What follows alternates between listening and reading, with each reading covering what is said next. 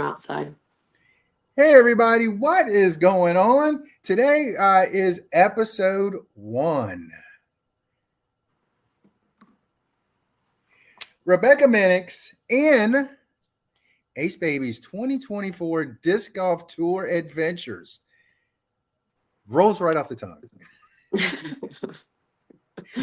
So, we have a lot to talk about this week. And I've got my notes. Nice. So, how was week 1 before we actually really dive in deep stuff with everything? So it was really, really good for me. I had some extremely important breakthroughs during the entire weekend, but I would say especially yesterday with my backhand. I've been struggling with it so much since surgery and all of the pain before that leading up to it. My backhand just was not up to par at all, but I had multiple moments, like I said, especially yesterday, where everything was just clicking and it was so good. It felt good. The final day I was extremely confident. I felt really good. I was just having a great time. And things were coming back, and it was a huge encouragement for me moving forward, knowing that hey, this stuff is, it's improving. These things are coming back. It's going to be a good season. Mm-hmm. So, like baby steps, just baby steps to. I don't know if you remember that movie with Bill Murray. Baby steps to the door. Baby steps. I'm sure there are probably some people watching that have Yeah. seen it. For some reason, right now, the name of it is escaping me, and it was literally filmed like 3 miles from my house. I'll think of it later. All right. First off, preparing. You started off in Florida, and you had to prepare. Now, we talked a lot, and I think the toughest thing of your entire week was packing. Yes, I hate packing. So start with that. The chess.com was 2 weeks before. Yes. And so from there, let's go. So chess.com was 2 weeks before. Then I had a 1-day tournament, I believe, in Tampa. And then it was getting ready. I didn't know whether I was going to get into Waco or not, and I probably would have, but I was second on the wait list the Monday before, and I was just like, I can't afford to spend the money to drive, the 16 plus hours, whatever it is, to Waco, and then get there and then end up not being able to play. So I just made the call to drop on Monday before, and then after that it was kind of trying to still get practice in, keep playing to work on my game even more and prepare myself just in every aspect, mentally, emotionally, obviously physically to some extent, but it's more so at this point. It's like mentally and emotionally you really need to start preparing yourself, working on your mental game to get ready to do something like this, because especially at my level where I'm kind of, the bottom of the totem pole in terms of FPO and just getting into that, it can be very easy to have like imposter syndrome and just feel like, oh, I don't belong here. Mm-hmm. But there were multiple things I just worked on mentally in terms of how I talk to myself about these rounds, about how I was going to view it, what I was going to do, what I was going to take from it, and also my expectations, because if you have expectations of like, oh, I'm going to just have amazing fire rounds, which I could have done, and then you don't, then it's just a disappointment, so it's all about having a realistic view of like what you want to accomplish, still believing that you can do more, but also not setting yourself up for failure in that sense. But while at the same time still knowing like, hey, I can do this. I can be awesome, I can play really, really well. But but having other goals, having um other takeaways from the weekend, which is what I was able to do. I was able to have a lot of really, really amazing takeaways. So but that all starts before I even leave. Yes. Before I leave Florida, that starts. And then it continues on the drive. It continues when I get here and I'm practicing. And then it continues during each round. And I'd say that this weekend was a huge success for me. Awesome. How long did it take to get there from Florida to Austin? It was like 16 hours just driving. We left so I had the qualifier on Monday before, so we needed to make sure we got there in time. We left on Sunday at 1 p.m. from Florida, and we arrived at like 5:30 a.m. on Monday. Wow. So So you just got finished packing at 1. mhm. At 1 p.m. So yeah, so it was a lot, and we mostly just drove straight through. We stopped once to sleep, although I didn't wasn't able to sleep. I was able to sleep a little bit later on, the last like couple hours. I maybe slept for like an hour, but I'm just not very good at sleeping in cars or anything like that. My body just does not like it. Mhm. So Andy drove a lot of the time. I drove a little bit, but yeah, we just went straight through, so we didn't need to worry about sleeping in the car much, or paying for a hotel room or anything, since funds are very limited. Yeah. I mean, gosh, I think a lot of people don't realize is how difficult it is just getting to the tournament, not even being in it, just getting there. And 16-hour drive, that shows so much dedication. I mean, and a passion for the game to say, you know what, we're doing it. Let's go. Yeah.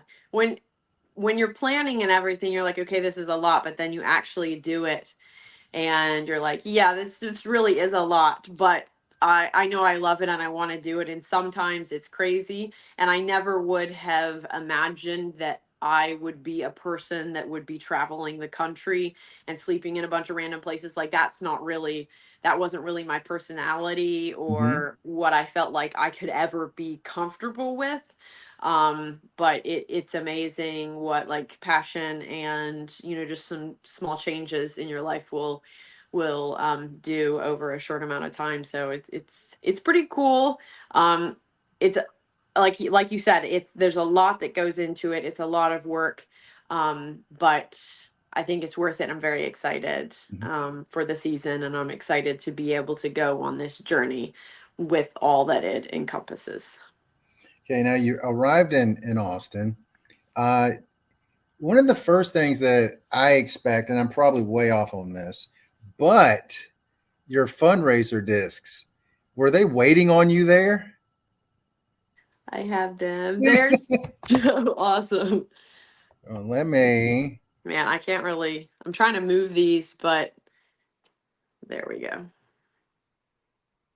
It's hard to do it because this screen is mirrored for me, so I can't see it super well. But here, we'll just do like one at a time. There we go. So that's the one that I designed. And then we have the one that Judge Havoc designed. So this one was originally going to be my 2023 fundraiser disc, but then cancer and all the health issues happened, and so I was never able to get it out. So I updated it a little bit, and yeah, that's been awesome. So I've already sold a good number of these, and we had a fly mart one of the days, and this is Judge Havoc. So you can see they're just really, really gorgeous designs. I'm so excited, and especially it being my first ever tour discs, and the fact that they look like this is just really, really exciting. So tell the people what molds you have and how they can get them. So just message me, and you can pay via PayPal, Venmo. The molds I have are, so it's trilogy. So there are 5 different molds. There's the pure, the Tursus, Fuse, Diamond, and the Trespass. And those are available in both designs. Yeah, I mean, Thank you, Todd. I bought some, and I can't wait to get them. Yeah. So I've probably sold like 30 something at this point, maybe even close to 40. So that's really cool and exciting. I was able to sell like 6 at the Fly Mart or something like that. And a lot of people have reached out to me and asked me like, hey, how can I buy these, or just really wanted to support me. So thank you so much for everyone who's bought a disc. I know you've bought some discs, and a lot of other followers have bought discs and wanted to support me. So thank you. Thank you very much. This is a big way that you can support me is by buying my fundraiser discs. So if you don't know, follow her over on Instagram, Acebabieee. That's 3 E's. Yes, 3 E's. And she will Ace have them. So you can baby. order. So we're excited for that. Now you got to Austin. You said what, 5 a.m. I So believe that's when it was. Yeah, like 5 a.m. well, you were asleep at the time. But then you had qualifying. Yes. I mean, not played the course, jump right on for qualifying. Mm-hmm. Yep. So there were 4 FPO players in the qualifier, and they actually had 3 spots. And the way I was feeling, I was like, man, I just hope I don't get last. Oh, that would have been um, terrible. And honestly, there was still a good chance of getting in. The person who ended up getting 4th, she ended up getting in the tournament as well, Yeah, just because of like people dropping and people that don't end up playing and everything. But that's the thing that stinks, is a lot of people don't let the Pro Tour know until like the right before the tournament. So it's hard for people who are on the wait list to plan. Like that's pretty much what happened with me at Waco. Anyway, so I get there, and the Open at Austin was a tournament that I played, a Disc Golf Pro Tour event that I played last year. I played yeah. 4 Disc Golf Pro Tour events before I got really sick, and I was just in too much pain to be able to do anything. And then also figured out I had the tumor, so I stopped. And I wasn't really a huge fan of the course last year. This year they made, I think they listened to a lot of the things that the FPO players said, and they made huge changes. Like they changed the hole that we started on. It made way more sense that we started like right near all of the parking. They made major changes to a lot of holes. They completely like redid a bunch of the wooded holes. Um, and it was just so much more fun to play this year than it was last year. And a lot of the birdies were very difficult, but many of them were very gettable. And that was, as we saw, Own destroyed it even with a bogey. She got a 12 down, right? Yeah, if she could have only played hole 10 well. Yeah, it's crazy. But yeah, I actually unfortunately did not get, we'll talk about that more later, but I did not get a single birdie all weekend. I was very sad about that because there were a lot of holes that were birdieable. And I think I made like 7 birdies in one practice round. I actually shot even one of my practice Yeah, rounds, you which sent me was that. like Yeah. I was so excited about that. I did not shoot anything close to that during the actual rounds. So definitely birdieable holes, but yeah, I love the new layout. So anyway, I get there and I'm like, okay, well, I've like kind of played this course, but I didn't get to practice before the qualifier. So we're just starting. And I hadn't even been in town for very long, and I'd been in the car for like 24 hours. So get there, get started, ended up shooting a 12 over, which at the time I was like, yeah, I'm totally okay with that. It could have been, a lot worse. I think it could have been a lot better, but either way. Yep. And I was just very excited to, keep up. It was Kimberly kind of had me there, and I think I gained, I ended up coming back like 4 or 5 strokes in the last few holes, so we ended up tying for first place in the qualifier. And that was really cool. That was a nice little confidence boost because I was just worried about, when we were all pretty close together, but I was just, again, you kind of can think like, oh, well, maybe I don't belong here. Maybe I shouldn't get in here. So it was really, really cool to be able to do the qualifier and to not necessarily have an amazing round, but for playing it blind, essentially, it was a pretty good round, and had fun with the girls. So yeah, that was day one back in Austin, Texas. Wow. Was my first practice round and the qualifier. So when you were staying with people you knew? Yes, so we're staying with a good friend of mine, originally a good friend of Andy's, his girlfriend. We're staying at her house. And so she's been really, really awesome host. So very, very thankful to have a place to stay here. And it's like less than 30 minutes from the course. Mm-hmm. And so you'll be staying there all the way through next week for the next event coming up? Yes, for US Women's, which I'll be playing FA1 in that for the major, since my rating's still pretty low. See if I can, get a major win, or do really well. So I'm excited about it. Yeah. Okay, let's talk round one. Round one, the girls you were on the card with, Raven Klein, Lucky Lawrenson, and Eliezra Middling. Which, Ellie, I hope I pronounced your name right. Yeah, Ellie Ezra should be good. Well, the last name's yeah, I don't know that. It's like Middling. I hope so. Yeah. So what was that like being with them? Because they had some talented ladies there.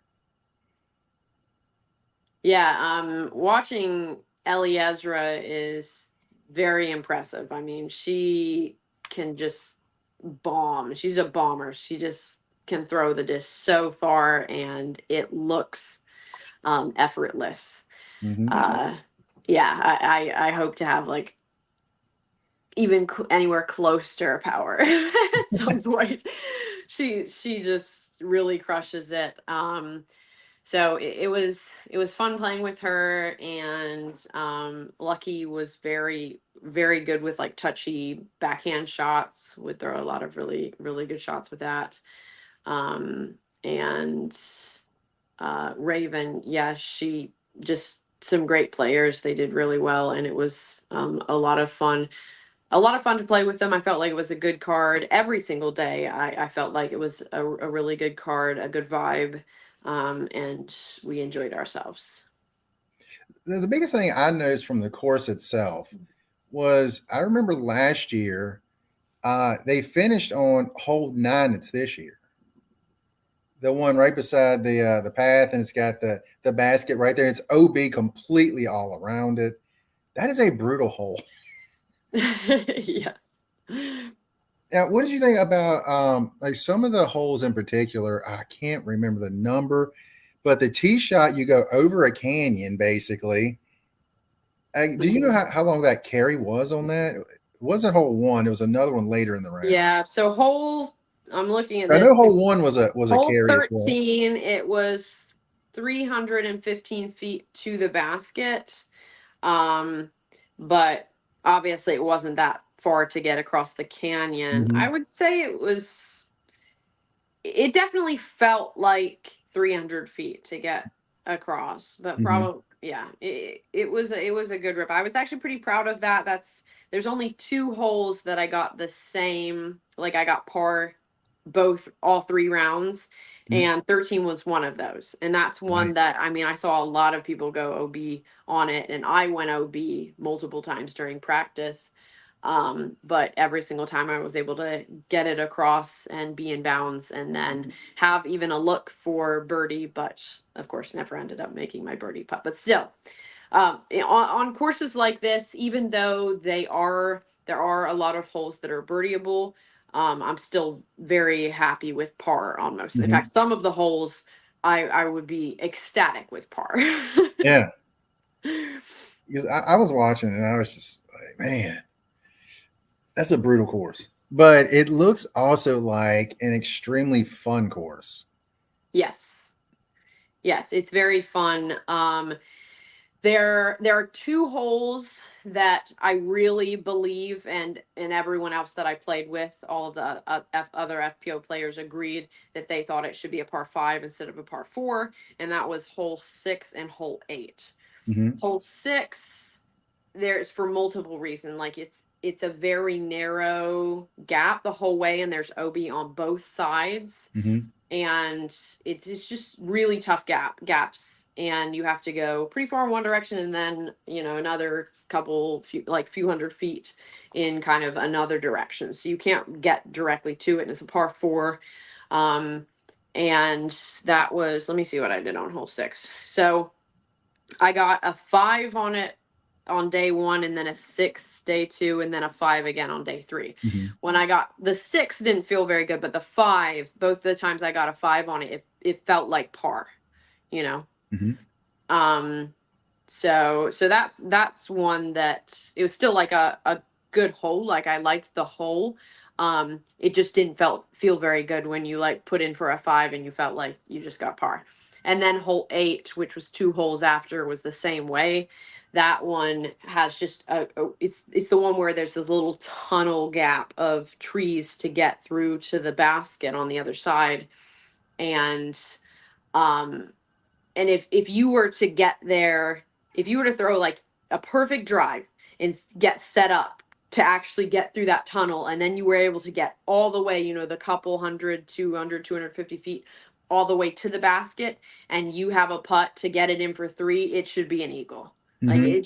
it's just you on so on day, is it day 1 or 2? Let me see. I think it was day I think it was day 1. Yeah, it was or was it day 2? I don't know. It was 1 or 2. Anyway, I threw the most beautiful drive on hole 8. I mean, it was I'd never thrown a drive as good as that. In fact, I hadn't even really figured out the line until my very last practice round, which is part of the reason why. So I kind of flicked my wave right down the middle and was in just the perfect spot, really far up. And then I threw, I think, trying to think what it was that I think I flew. I don't know which. Anyway, I no, I remember I flicked another wave through, and I was at circle 2 for the birdie putt on 8, and it definitely felt like an eagle putt, and I was just so ecstatic to be at that point, because I know there's like very few people that are gonna be where I was for that That's awesome. birdie putt. So it was that was pretty exciting. That is awesome. Let's see. Day Holes, 2. I'm sorry. Sorry. Go ahead. I was just gonna say, holes like that are really rewarding to be able to play well. See, I think that is hole 11. I think hole 11 at New London Tech is kind of like that, where you got woods to go through, and then there's this like tunnel. It's literally the size of a truck that can go through there. Well, they brought stuff in to set up the course. They're like the last 100 or so feet. So it's a fun course if you're in the right spot. Yeah, If not, I it's have I brutal. have played that course multiple times. Yeah, you know what I'm talking about. Yep. Uh, see, round 2, we had Alexis Kerman. I hope I pronounced her name properly, and Hannah Stefanovic. Only 3 on the card, round 2. Yep. So, what were they like to play with? See, Hannah, I feel like I've met her before. I'm not sure, but I feel like I have. Yeah, I had never played with Hannah. I had never met her before, I don't believe. But she was super fun to play with. Hmm. Yeah, and she was making just amazing putts. So many.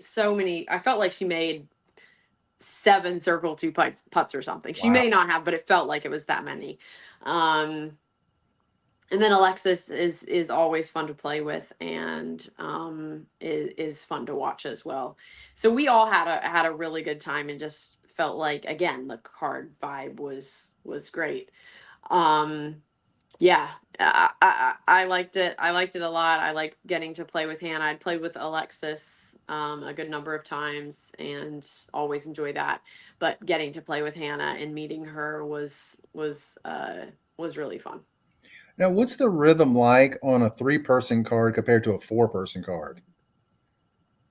It's so much faster. You just feel like you're just zooming through the course, Mhm. you know. Um, so yeah, it felt like a really quick round. So round two, um, so I'll go back and talk a little bit about round one. So round one, I ended up getting a 12 over, which Mhm. was the same as um my qualifying round. Um, but it felt a lot better than what it was. Like I felt like I had a really good round, just like some rough breaks. Then round two, we had an extremely rough first few holes, and it started raining, and then it started just like downpouring. I mean, just like buckets pouring the rain, and then it started thundering and lightning, and then they had to call it for a while. I don't know exactly how long, maybe it was like 40 minutes or something, maybe a little bit longer. Mhm. So we were just waiting there on like the top of the hill to throw down on the really steep downhill on hole four. So we went up in like a shed on the top, thankfully. Some of the players actually walked all the way back down to the other lot and then drove their car up and ended up meeting us. But we tried to walk up on top of the hill, and we were just all in like, just kind of hanging out up top. So we had a little party there, and then we went back to the hole four. And I know some people were unhappy with calling it, but I was really happy about it because I was not doing well in the rain. I just felt like I couldn't throw the disc very well. My hands were like, I couldn't get it. It wasn't even necessarily a good grip. I think it was more like it partially mental, partially in my head about the rain and just feeling like I couldn't grip the disc, even if maybe I could.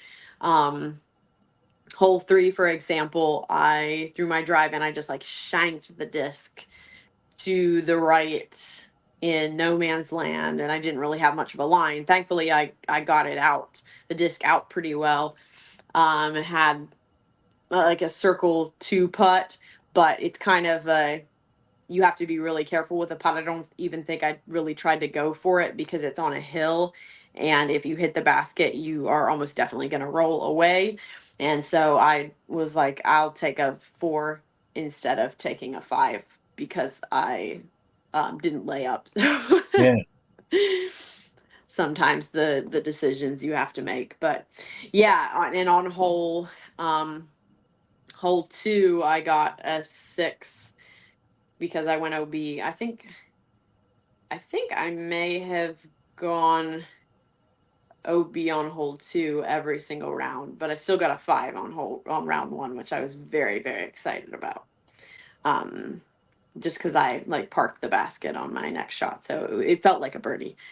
Um, but yeah, round two was a very rough start. Did not feel very good at the beginning or the front nine, and then really pulled it out and did a much better job on the back nine. And really, I was feeling a lot better after the rain subsided. I need to figure out a better way to be able to manage playing in the rain, but I currently don't do. I don't feel like I do a very good job of managing it.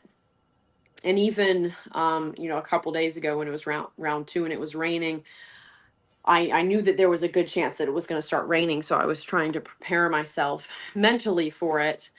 And I have all of these past rounds and all of this past data of, oh, I hate the rain, I hate playing in the rain, I don't like it at all.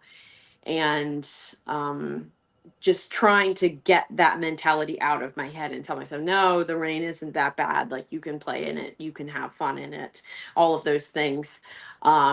I felt like maybe it was a little bit better this time than what it's maybe been in the past.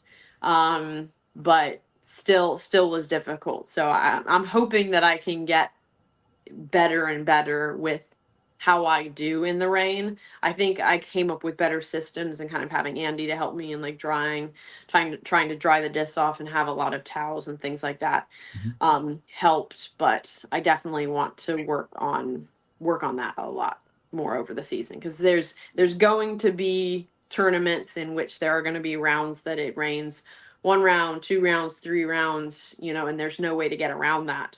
So I don't want to be a person that's like, well, I just can't play in the rain or I just can't do well in the rain.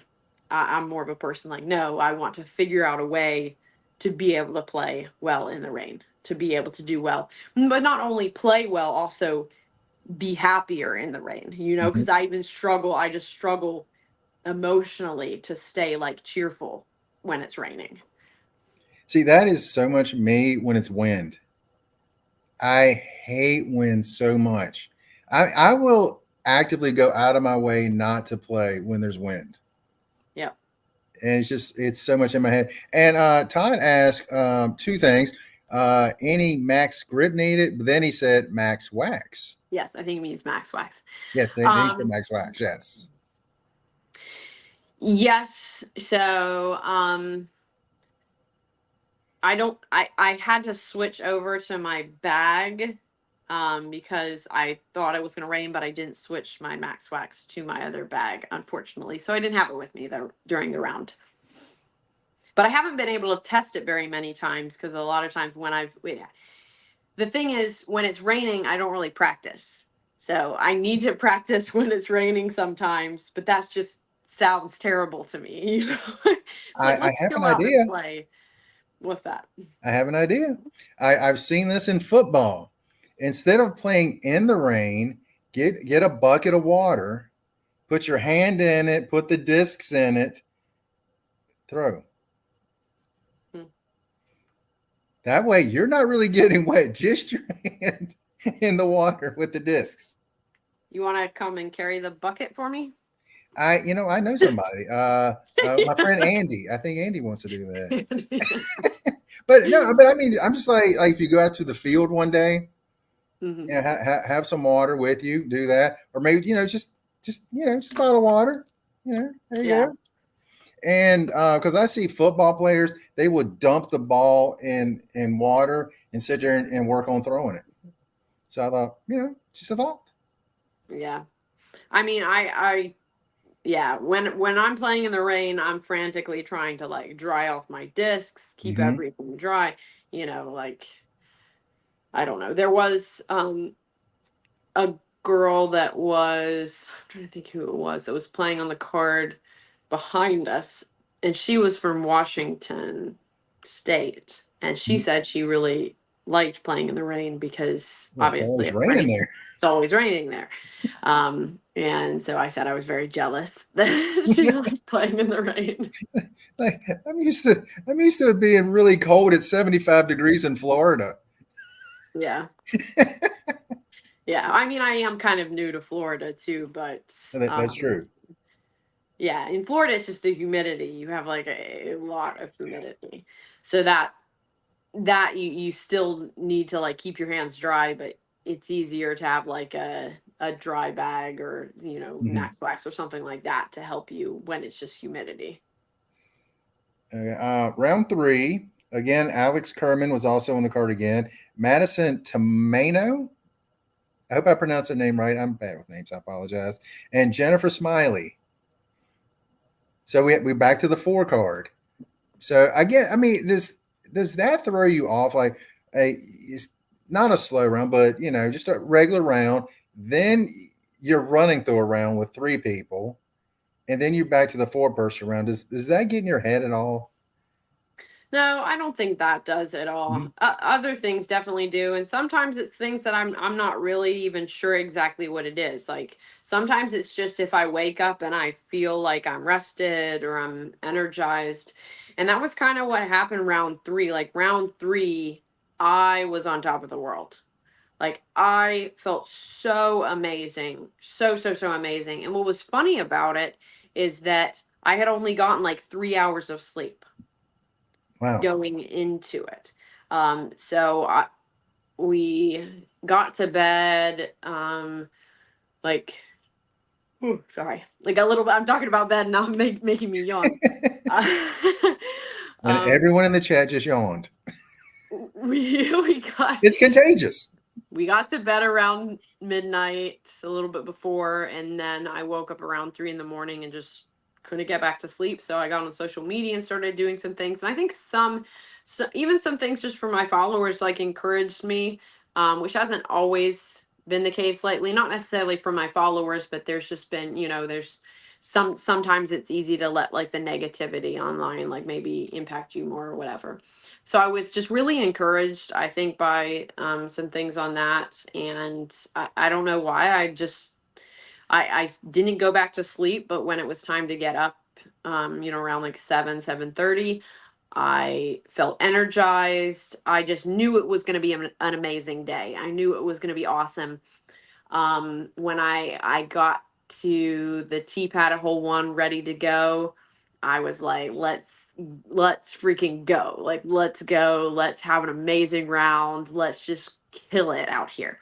And I didn't kill it out there. I got a 14 over, so I had my worst round, but like it didn't matter to me at all because even just like hole one is a perfect example. On round one, hole one, I didn't even get across. I ended up like kind of doing a little bit of an early release, maybe a little bit too much hyzer, nose up. It went high, landed out of bounds. Then there was a drop zone that I hadn't actually practiced at, but I was just really like I had a lot of nerves that first round, especially the first like few holes, and I just kind of shanked my upshot way left, and it was a circle two, and then you're putting towards a raised basket, and of course I missed the putt, and then I had tap in double bogey on hole one, so that was rough. So then day 2 and 3, thankfully I both got the par, but round two, my throw was like way in front of the basket, circle two, almost circle one. But day 3, I was like, I'm going for it. I'm taking my grace and I'm putting everything I have into it. Felt very confident and threw it pin high all the way to the basket, like almost circle one on the right side, and it just felt so good, really confident. And I hadn't had backhand throws like that, like I said, in such a long time.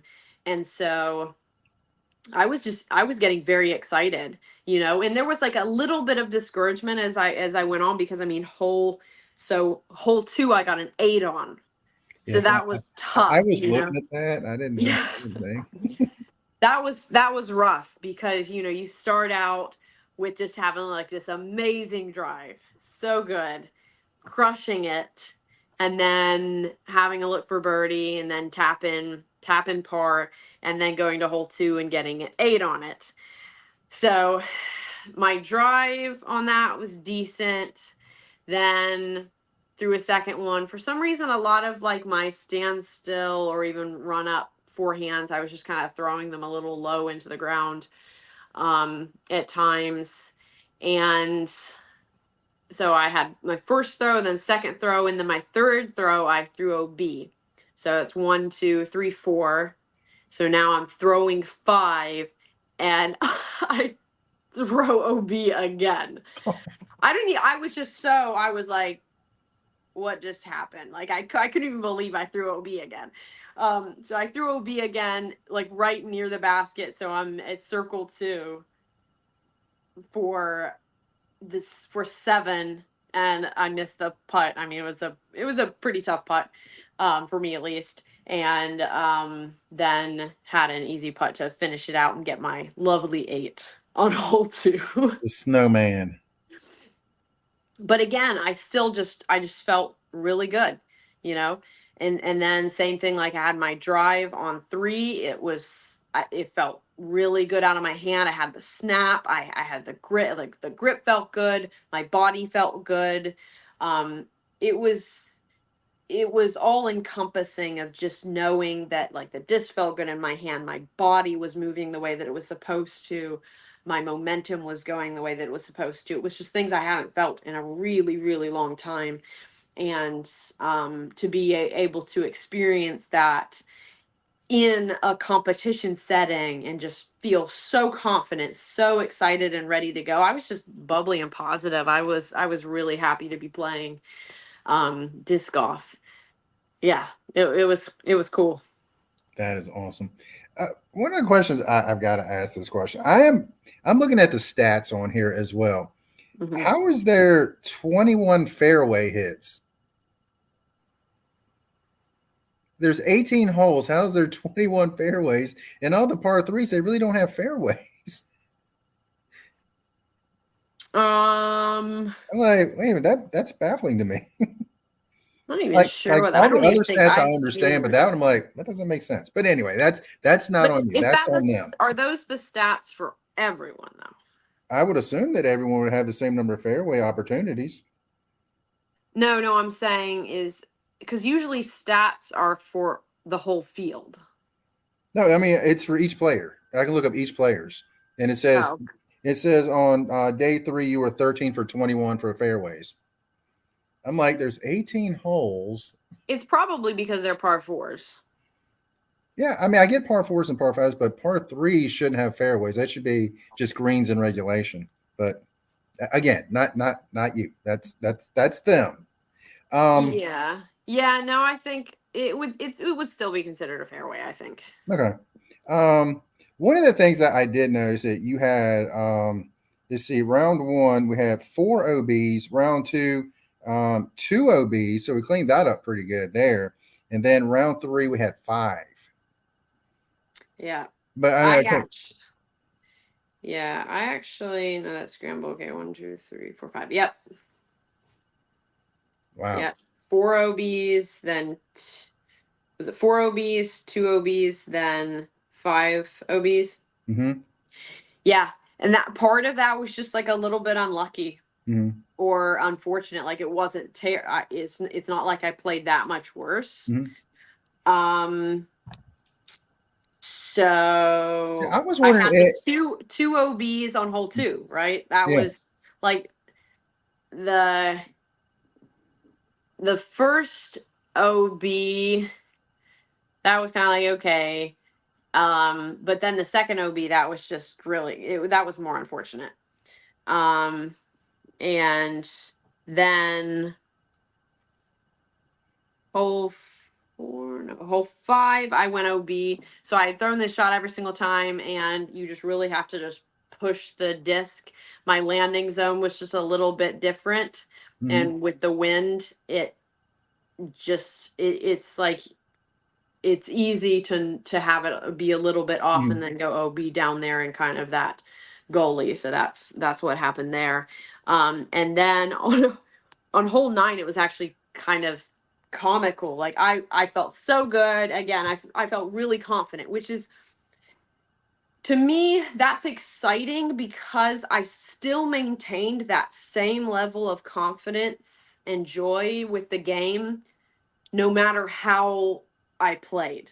Like it didn't matter the fact that I was playing very like my ratings were very poor, that I was going OB, that I was having these unlucky kicks. It was still there, and that's a testament to like okay, I can do this. I'm mm-hmm. ready. Like even if I'm having some tough rounds or a tough hole or whatever, I can still have this joy and excitement. So hole 9, I get up to the tee pad, and there is a section of grass like in front of the tee pad and before you have kind of the open area, and then you have some greens that are OB, and you have like small landing zones, and then you have a bunch more OB, and then you have the disc that's up to the right in another sort of like island area. So it's a very it's a difficult hole. Mhm. it really is about like placement and trying to put your disc a certain spot, at least if you don't have, like crazy distance like some of these. Just like some people can maybe get it up there in two. I could, but it would have to be like two just perfect shots, like really, Yeah. really good shots. Mhm. So I was all about the layup game for this hole. And I did it amazingly on round one. Round one laid up, first shot exactly where I wanted to, second shot exactly where I wanted to, third shot exactly where I wanted to, and then I missed a 15-foot putt. So anyway, I throw OB in the short section that's, I don't know, like 150 feet, maybe at most. Probably not even that. I don't even know how it happened. I was feeling so good about my drive. I'm like, yeah, here we go. Just like, I just went up and just really quick, really smooth. And it just went straight down right. And it was close to being in bounds, but it was a few feet out of bounds. And I didn't even realize that that was OB. So that was one of my OBs where it was like I felt really good, I felt confident, didn't think there'd be any problems, and then all of a sudden I was starting out being in my first layup shot after throwing three, Yeah. So But all in all, the wrap up from this week is positivity. You're feeling good. Tell me. yes. So there's a few different things. So from this week I'm rediscovering a lot of my game. And so part of what I want to do moving forward is like building from that, not forgetting what it is that I'm rediscovering, and taking that and bringing it into my rounds. Because one thing that I've had to do over the last year is I've had to completely change my form or how I'll attack different holes, because I don't have the power that I had before. I don't have the shot, or I haven't been able to figure, various things out that I was able to do maybe pretty easily before. And so that's been a struggle. So now I'm getting to the point to where it's like, oh, okay, now I can do that. And hole two on the course is actually a pretty good example of that happening. Like when I was practicing, I was thinking, okay, well, I'll have my drive and then I'm just going to do a layup shot, and I wouldn't ever try to go over across to, potentially maybe get a three or whatever. But during the actual tournament rounds, I realized, you know what? I actually do have the ability to be able to attack this hole. And that was really encouraging and really cool to recognize and realize that I could do that, like during the round. So then, the next round, it's kind of funny because you're like, okay, I realize this, but you can't really practice it, so you're like, well, let's try it. Yep. um so it was fun to try, and it was um yeah, it was cool to see. So I actually had a practice round today, and I was trying to incorporate some of the things. It's different though, because you can have a practice round where like some things are clicking, some things are going really well, and then other things aren't going well. So it's going to be a battle, it's going to be a journey, but the thing about me is like I'm not scared of that at all. I'm excited to work through it, to figure out my game more, to practice on the things that I need to practice on, to another thing that I did during this tournament, and something that I've done a little bit even before this tournament, is really tried to hone in on um, my disc selection and what I bag, like my in the bag. And in previous years, I have had like, you know, 20, 25 different discs in my bag, and I'll use, a lot of them. Maybe I'd use more specific discs, but I would still have all of those options, and I would sometimes, go back and forth between them. And one thing that I'm trying to do this year is have fewer different molds, and stick more to specific molds, really get good at those molds, know how to use them, know how to throw them. So like I'm working through all of these things during this tournament. I'm figuring out like I'm trying to rework my confidence, because one of the things before this tournament, and I've told different people, is like my confidence is so low. Like it was at like an all-time low. I it Confidence was never something I struggled with before. I had like so much confidence about disc golf, about myself and playing disc golf, and then everything this past year happened, and it was like my confidence just went down the drain, and so this tournament was super really helpful for that, to be able to have a round where I was able to have so much confidence in myself and in my abilities to be able to move forward and just have fun. So that was a part of it. A part of it's my, like I said, my discs and selecting those and actually narrowing in on the specific molds that I want. So I'm getting kind of happy with that. Still playing around with that some. Actually, Andy suggested I try a Discmania TD. Apparently, it's a disc that they used to make a long time ago and then they stopped making, and they just reintroduced it again. And he was like, "You have to try this disc." And I I didn't actually realize used that. that. Yeah, you use it. It's a I, good I disc. I'm really liking it. I actually used it on a good number of holes at Wilco today, and I'm like, I may have to add this one to my bag. So, and also the Phoenix. I got the Phoenix. What's That fan? Is was, that mint or is that Lone Star? yes, that's Mint. mint. Mhm. It's very beefy. It's like a Firebird or something. It's really beefy. And then I also was trying out like the Mustang some as well. So those are both mint. I'd like to have like a mint disc in my bag. I think it would be cool. I'd use the Lobster for a little bit, but then I just like the feel of the Svea better, the Mhm. Castoplast, and those were very similar discs, so it didn't really make sense to have both of them in my bag.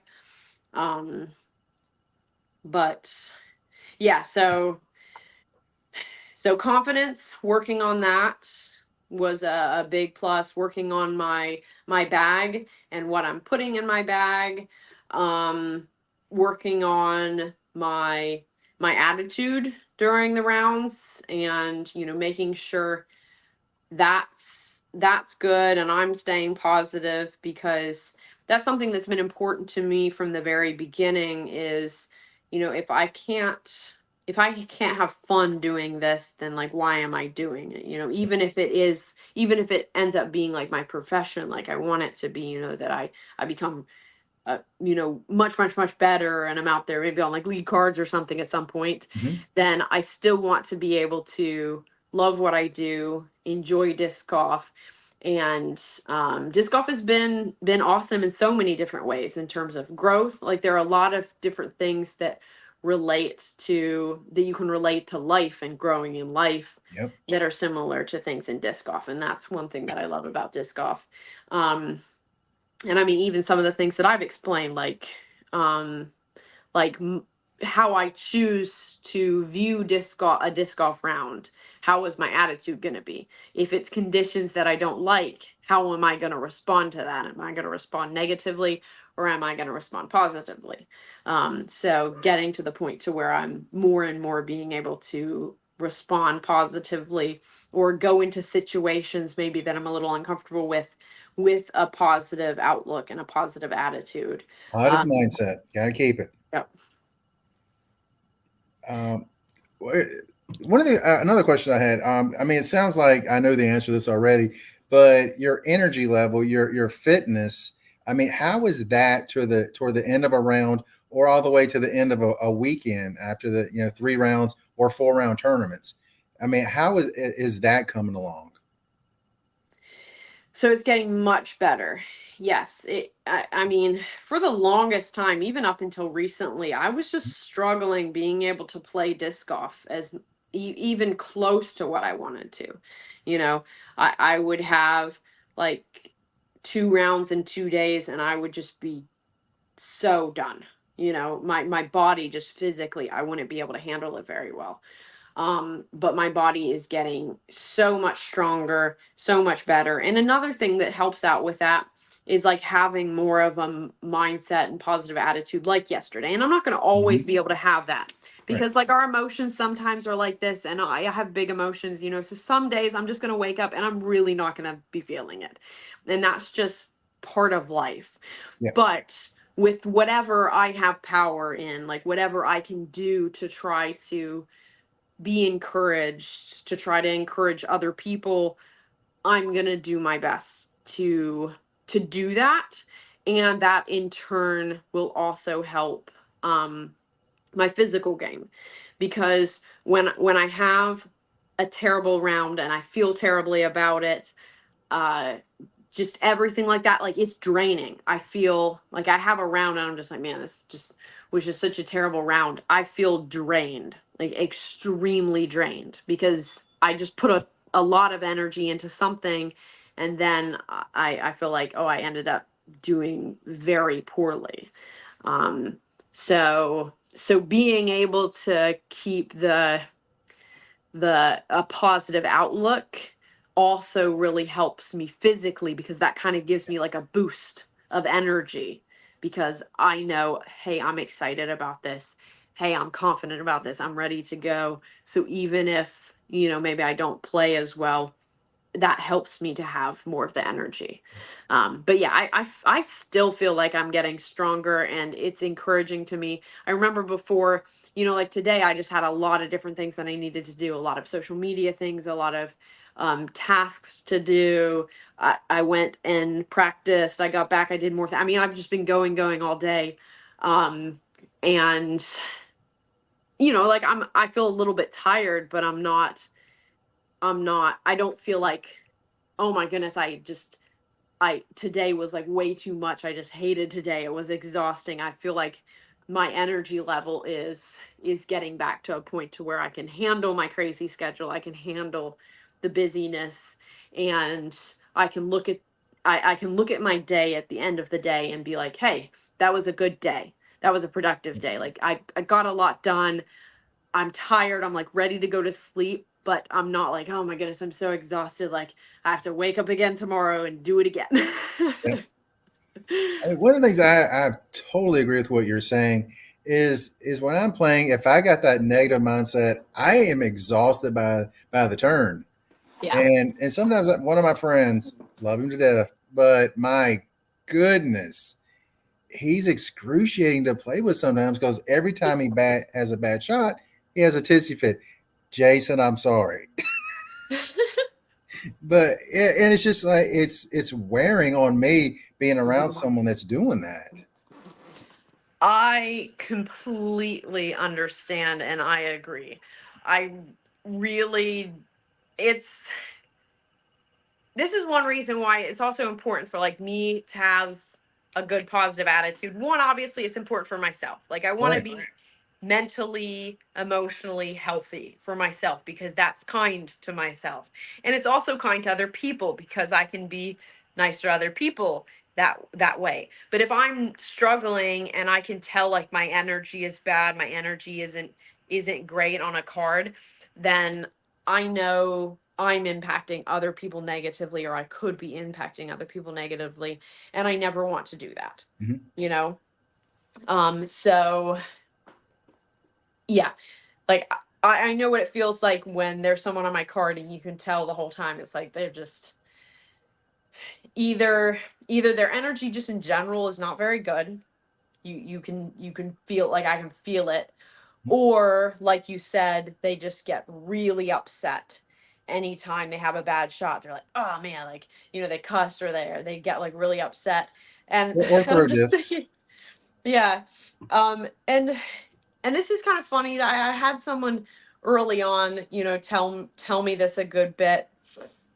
It's it's it's important to kind of know where you're at, you know where you're at. So Hmm.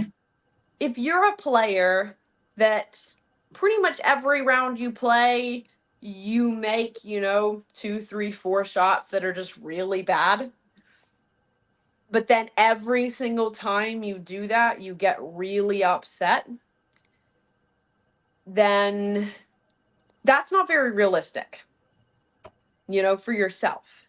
it's good to be able to look at yourself and be like, well, like I'd like to get better and I don't want to be doing that, but I also recognize like I generally do that at least a few times in a round. So like, yeah, it was unfortunate that it was at this moment, but that's a realistic expectation, Hmm. so I try to do that with myself when I can. And I'm not saying I don't ever get upset. I definitely get upset, and I am very passionate about the game, so Hmm. that makes it harder. But I think it's very important to have realistic expectations, or people who play tournaments and then they don't shoot like way above their rating, and then they get upset every single time if they shoot at their Yep. rating.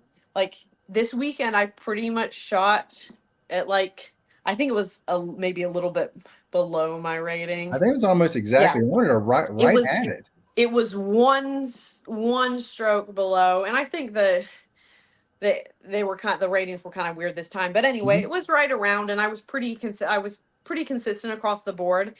And I'd like to think, hey, I like to think I'm more like a 900 rated player, right? Hmm.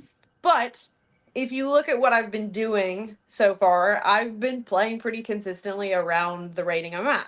I think I have a lot of potential and I'm moving up, but it would be kind of silly for me to be like, oh man, I'm just like, wow, I'm just playing so terribly when I'm like playing my rating. Yeah. Yeah, I see that. That's one of the big things you just said is having realistic expectations. Something I say a lot. Now, okay, true confession. Sometimes I'm the guy on the card that has the tizzy fit. It's not very often, but once in a while. Hey, Chris, I apologize for that the other day. Just every once in a while. But I'll tell you when it usually happens with me. Toward the end of a round, when I'm really starting to get tired. That's that the old expression. How do they say it? Fitness makes cowards of us all. So if you're not fit, all of a sudden you become kind of a coward when it comes to things. And I'm like, that's me sometimes. It is. Give me a Snickers bar. Yeah. Yeah, I see Christopher said, good luck this season, Rebecca. Thank you so much. Yes. Yes. And then James saying, for real, realistic expectations for the win. I love it. Exact. I mean, it really is just so important. And you can't underplay the importance or underestimate the importance of having realistic expectations, how important mental game is, because it's like playing disc Hmm. golf and playing just about any sport, I would say is like 80%, 85% sometimes mental Yep. game. People think like well, yeah, you have to have certain capabilities, but at some point mental game really matters. Like just look at Kristen Tatar, you Hmm. know. I probably said her last name wrong. Anyway, just look at her. Like The robot. there's there is some amazing mental game work that she has done over the years to get to the point that she's at now, because she's not the best in any one area than other FPO players. She's Hmm. not. But yet you still see her on your trail, coming back and overtaking people time after time after time. And that's because she has some amazing mental game. Yeah. I mean, I've said that for a long time. It's like, know, know what you're capable of. And another thing I've told people this is like, you're going to have bad holes. It's going to happen. Hmm. But at the end of the round, kind of see where you are. Because I think a lot of the times, me and my friends, we'll have that bad hole, we'll be devastated by it. But it's what you do at the next hole and the next hole. Hmm. And again, it's just like in life, you're going to have a bad day. But what do you do the next day and the next day? I've always tried to say to people, like, look, stay positive. We're going Yeah. to have those good days, we're going to have those bad days. But overall, they're going to be better than the worst days. Well, that's the reason I won NADGT last year, Hmm. is because I didn't give up after bad holes. Hmm. I won it in the back nine of the third round. You know, it was because I had like some bad holes, and it it's interesting because there's so much I can recognize it. I see so much in my mind that's telling me oh man, you just like ruined this round. You know, you Mm-hmm. had a bad hole, you ruined this round. By this hole, you ruined this round. It's so easy to think, have the mindset of, I just ruined my round from one hole or two Yep. holes, three holes. But after each hole, I did my best to be like, this is a new hole. We're going to play this the best we can. I'm not giving up. I'm going to try my best. I'm going to try to have a good attitude. And then I ended up just having a really, really good round. That's You know, awesome. so you can do it. It's possible. But if you allow that negativity and the bad mental game aspect take over, then you're not going to have those good rounds and you're not going to be able to have those moments. But it is so rewarding to be able to overcome that and keep fighting and have a good round, even if you don't end up having what you feel like is a good round. Mm-hmm. It's just it's really good mental work, and it's good to be able to have something challenging and tough happen, like a bad hole. And I know it seems like kind of trivial because we're talking about disc golf, Mm-hmm. but if you care about it, then it matters. You Yes. know? So you care about it and you decide, hey, I'm not going to let this bring me down. I'm not going to let this hole define me. I'm not going to let this one bad thing to control me. I'm going to choose what I do moving forward. And that's powerful. I tell you, one of my best parts of disc golf has become scrambling, because there are times it takes a whole lot of that mind to actually say, okay, what can I do? Then you have to be creative with stuff. You got to find lines that, oh, I didn't see that line. Let's go up there. Let's go down here. This is a little bit lower. But that's where I've become much better and saved a few strokes here and there. I mean, that to me is it's not fun to be in those situations, but it's fun when you find a way out of those situations. Yeah. Just a thought. I like I want to give a couple shout outs right quick. Own Scoggins, she had a decent little tournament. She had a the 10:55 beast. round, the Beast. second best of all time. And I assume Paige Pierce had the highest. I don't know. So it was 10:59, Also, okay, it was and updated after. Okay. so 10:55. So no, Paige Pierce is the highest rated, Oh, and it 10:59. is Okay, gotcha. 10:59. Okay. And I don't know if Owens is going to be updated, but it's currently tied for fourth with Kristen Tatar. Tatar actually has a 10:55 Mm-hmm. rated round. And then I think Paige Pierce has like first and second, but Mm-hmm. it's really close. They're all Mm-hmm. like right up there Yeah. within four points of each other. It was It's insane. insane. And then she just decided, you know what? I'm going to back that up with another great round, and finished with an average rating of 1029, the highest of all time on the FPO tour. That's, I mean, It's amazing. just watching some of the shots was absolutely insane. It was wow. That's Yeah. really all you can say about it. Did you actually Yeah. get to go back and watch any of them play? Um, I just haven't been able. I mean, it is so much. Like I had Yeah. different things at night sometimes, and Mhm. so I saw some clips on Instagram though, Mhm. and would love to love to see her round. But I mean, I had a practice round with her. The first practice day on Tuesday, I had a practice round with her, and that was when I shot the even. You know, I practiced with her and Leah. They're both awesome. Mhm. Um, and I kind of felt like I know that Own is, way better than I am, but I was like hanging with them. I was like, okay, I feel pretty good. And then you see her do something like that is like, oh my goodness, like to just have that. I'd almost call it like a killer instinct to just be able to like attack the course. I Mhm. mean, she just destroyed it, you know, and and on top of that, to win by 11 strokes, like that doesn't happen. No. Like unless maybe you're like Kristen Tatar. Yeah. Still, Yeah. like even I that mean, that's is what gets crazy. me. Is the best player in the world is 11 shots behind her.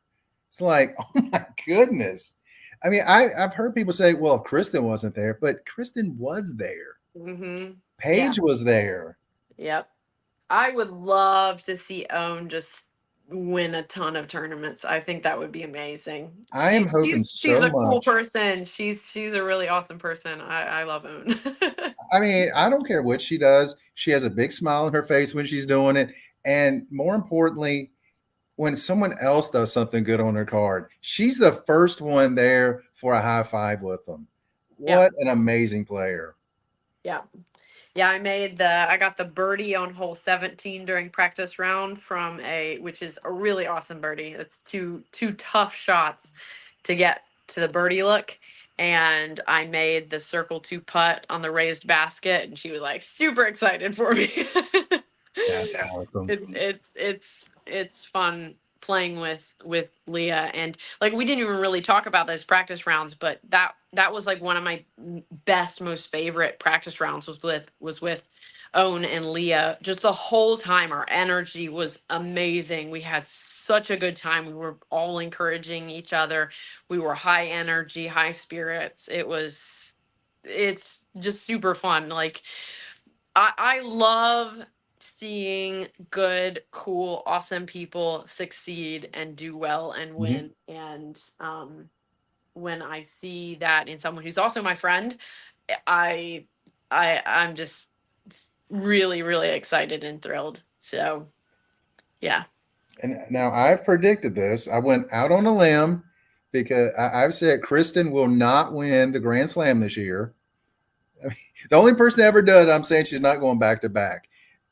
But I mean, there is such a group of women that can win. It's absolutely insane the talent that is there.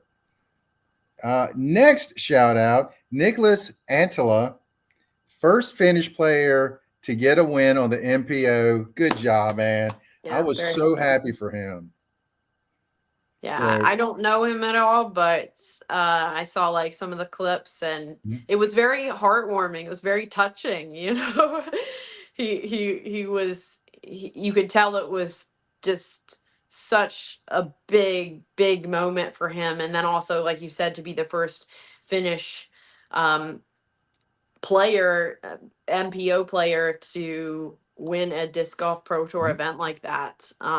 Yeah, what an amazing accomplishment. And then to go from, I guess he was second at Waco, yeah, right? yes, And then get yes. first place this weekend. And I loved what he said in his interview afterwards, how when he was playing, he was like, I'm not going to let this happen again. You know, every single shot I throw is going to be like it's the most important shot of my life, you know, Mhm. and just to have that focus and that dedication and that determination is inspiring and impressive and encouraging. It's like, wow, yeah, Mhm. like let's do that. Let's the next turn. Let's make every single shot like that shot is the determining factor as to whether you're going to win the world title or something. You know, it's pretty cool.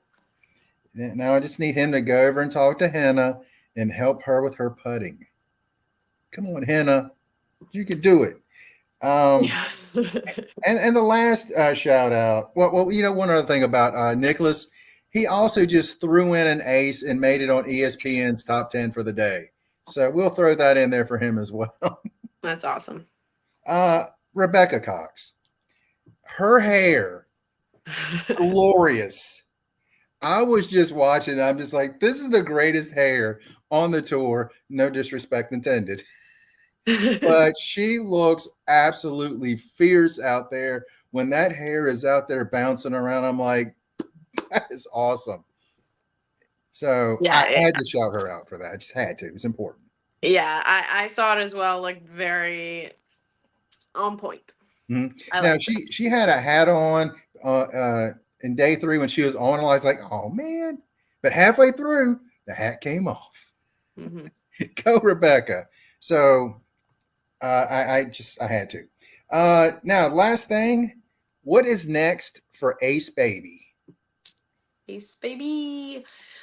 U.S. Women's Disc Golf Championships. So I am playing in FA1 again this year. Again, because of my rating still a good bit lower, and I haven't accepted cash yet. So yeah, I guess the goal would be to get my first major as a win. So we'll see if I can do it. We're playing Wilco, which I'm not super thrilled about, and they're not even having two different courses. We're playing the same course every single day, which this is my third US women's, and both eh, both previous years, 23 and 22, they had two different courses over the 4 days. It's just a little disappointing with it being Austin, Texas, because Austin is just such an amazing, amazing place to play disc golf. And to have us be doing one course and then one course that's like, I do understand their reasoning for not playing like Roy G and stuff. They say it's not, they can't really close the parks down, but those courses are just such amazing courses. So it's kind of sad that we're not going to be able to play those. But anyway, we'll see how it goes. I practiced, I actually practiced Harvey Pennick last Wednesday and then went afterwards and practiced Wilco. So it was a very long day. So, sometimes you're like practicing around for one course, and then if you can go practice for the other course, so that kind of wears you out a little bit more. But and I really did not enjoy myself last Wednesday, but then I went back and I played today, and I felt a lot better about it today, and I even felt like I could enjoy it a little bit more. Whereas before I was like, oh man, I do not want to be playing this course.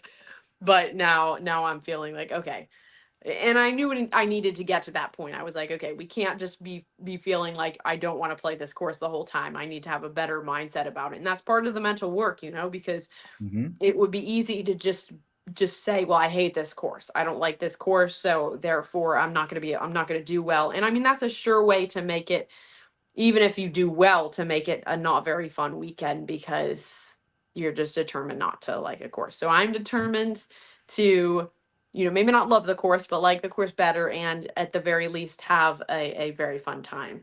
Yeah. So yeah, US women's, we'll see how it goes, see if I can take home the win. I believe I tied for fourth or fifth place Mm-hmm. last year. And that was not too long after surgery and everything, so I was still really like low energy, not doing super well. So we'll see what I can do this year. So I'm that was excited. in September last year, wasn't it? Yeah. Why are they having that so early this year?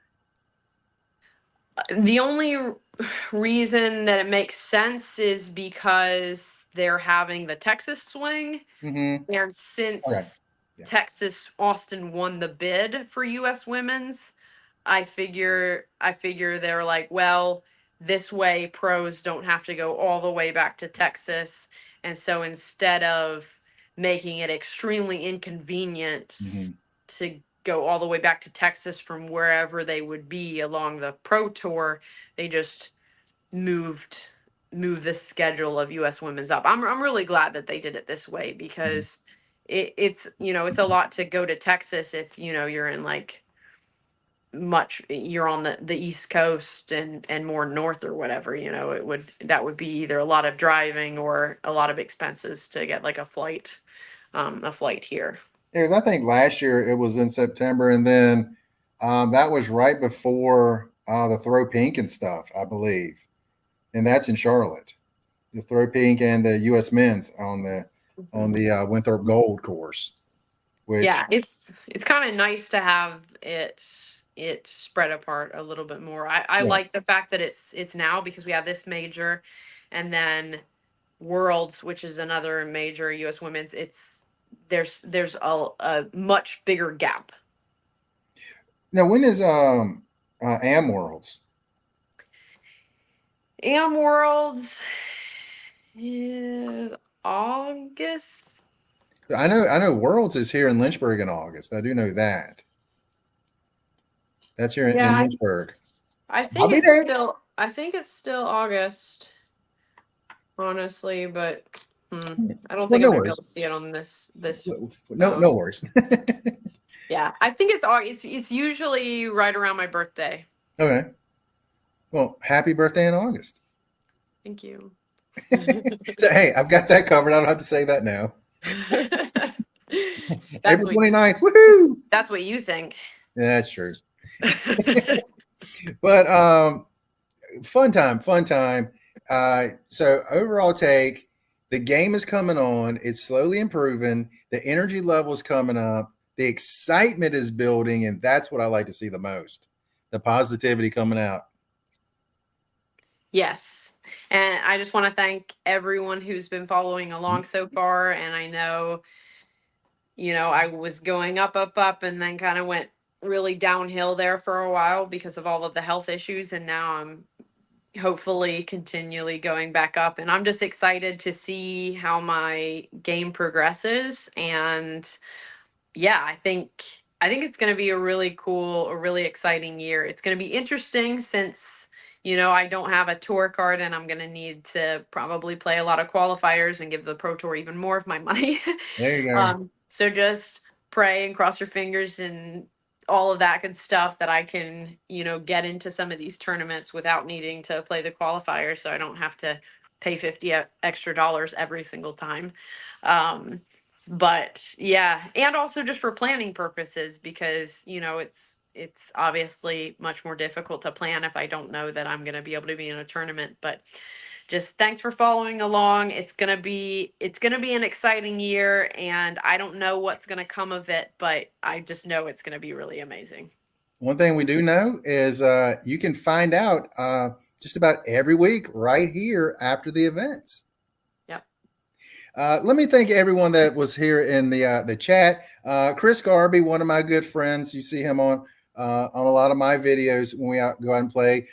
Todd Panning, thank you for all the comments. Christopher Lenz, thank you for the comments, and thank you for saying I did a good interview. I'm just asking questions, and she's doing all the work. James F, It's a thank team you as effort. well. It's a team effort. Yes, everybody that has been here watching, thank you so much. And if you're on, please leave comments and questions. We always like those because, hey, it's a team effort. Like she just said, it's a team. And tell the mister I said, hey. I So will. anything He else? is he's on a work trip, so I drove him to the airport this morning, and then he will Oh, be back late tomorrow night. So all right. Well, he's hello probably tomorrow. watching. I'm pretty sure he's watching though. So Well, yay, hi, yay, yay. hi, babe. And that was for him, but not for me. So again, we got U.S. Women's this week, and hopefully Monday following we'll have another stream. So everybody, come back next week. Yep. So go follow me. I always have a ton of content up. I Mhm. post I post the heck out of stories, and you often I'll even post my entire round. Like I had my entire round one was posted on my stories on Instagram, and I have the videos for round two and round three, and hopefully I'll get to all or some of those. And then we'll have the same thing for US Women's. US Women's is 4 rounds, so it's Thursday, Friday, Saturday, Sunday.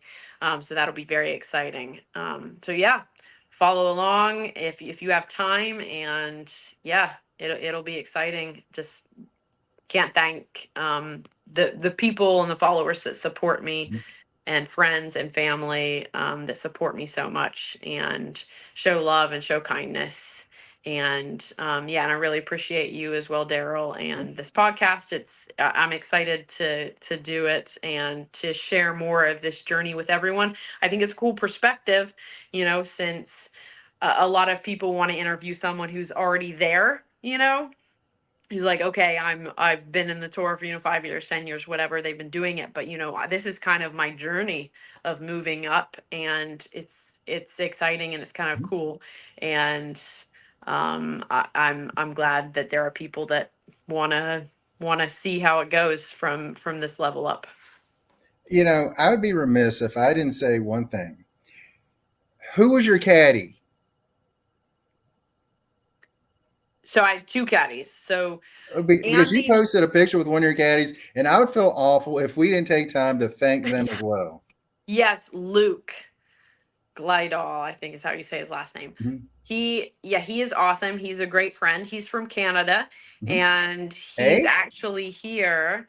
Yes, he's here for all of the Open Austin and all of US Women's, and doesn't leave until the Monday afterwards. But he is a huge supporter of women's disc golf and has been a really good supporter of me and a huge fan and follower and caddy and friend and everything. And he bought 8 of my my fundraiser discs, which was really awesome.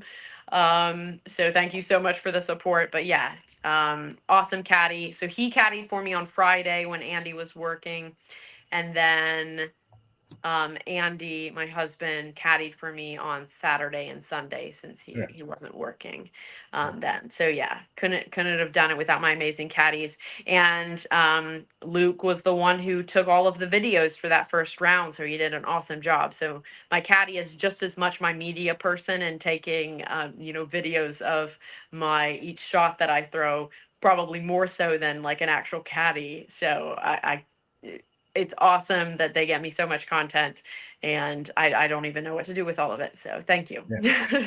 Yeah. I mean, I just felt like, they're there doing a great job. I was like, you know what? Got to talk about him. Got to talk about him. And one last time before we go, James F. plug the discs. Plug the disc. I don't know what that means. I'm Oh, very confused. it means your disc. Show them. Oh. Yes, you need to plug them. Or show the like right now? Or like Yes, yeah, okay. because somebody's going to have missed the front part, and they get to see the end of it. All right, that's one. That's Judge Havoc's. I'll show it again here in a second. Mm-hmm. And then there is my design. And they are awesome. Let me see if I can do this. No, I don't want to be there. There you go. So this I designed. Mm-hmm. And then this one Judge Havoc designed. And that is by Dymax.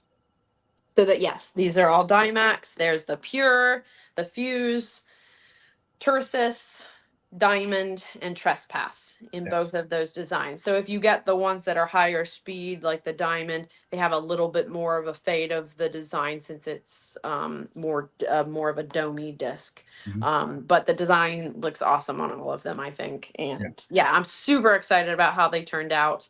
And for this to be my first ever fundraiser discs, and to have 2 designs and to have them be so amazing, really, really thankful for that. And just a shout out to Judge Havoc for making this cool design for me, and for just reaching out. He reached out and was like, hey, I'd love to do design for you. And I gave him, some inspiration ideas of things that I'm passionate about or things I like and I love. There's like music on it. I love singing. I'll do like car karaoke sometimes. And there's books. I love listening to books and reading. And then like the lotus flower is a very important symbol to me. I've talked about that before. So yeah, if you want to get yourself some of my fundraiser discs, then just shoot me a message and we'll figure it out and I'll send them to you. Yep. And I already have links below to all of your sponsors and everything. So definitely go check them out. Get some discs from her over on Instagram, message her, and she'll have them ready to send out. So we're excited about that. So anything else before we go? Not that I can think of. Thank you again, Rebecca. A lot of fun. Very much enjoyed it. I think we had a lot of people watching today. Thank you all for watching. Yes. Thank you so much for everyone, especially everyone who watched till the end. I know it was, a little longer than an hour, almost an hour and a half. Yeah, we're going to work on that. I promise. It's the first episode, so we're find our way and get our footing. So episode 1. Thank you all, and you guys have an incredible day.